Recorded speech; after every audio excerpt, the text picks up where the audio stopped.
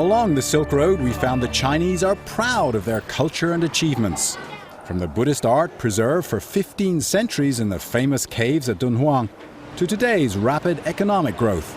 But pollution, loss of traditions, and the widening gap between rich and poor makes many parents worry about what kind of country they're leaving for their children. You could have climbed so many steps. Zhao Zhong doesn't have children yet.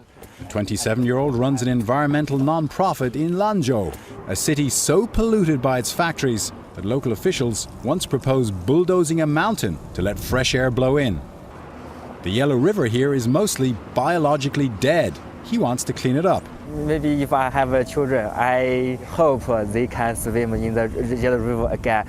He's not too optimistic. Neither his parents nor his girlfriend understand his work, and China as a whole seems addicted to US-style consumption. In my opinion, China couldn't afford so many cars. In fact, China's car market overtook the US this year to become the biggest in the world. At this Honda showroom in Xi'an, the salesman told us he had sold 3 sedans that day already at $32,000 each. Liu Wen'ai can't conceive of that kind of money. She and her husband farm 1/3 of an acre in western Gansu province. She sells wild mushrooms beside the expressway to make a little extra cash. Her village only got electricity last year, but when we asked her how to write her village's name, she made a confession. I cannot read. I never went to school. Nor can she count out change when she sells mushrooms. She knows if her teenage children leave school to help on the farm, their lives will be no better than hers.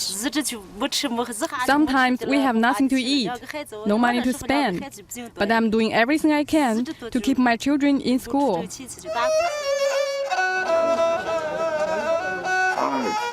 As we traveled 2,200 miles along the Silk Road, we found a great ambivalence. Chinese are very excited about change and a better future, but at the same time, many worry about losing traditions from their past.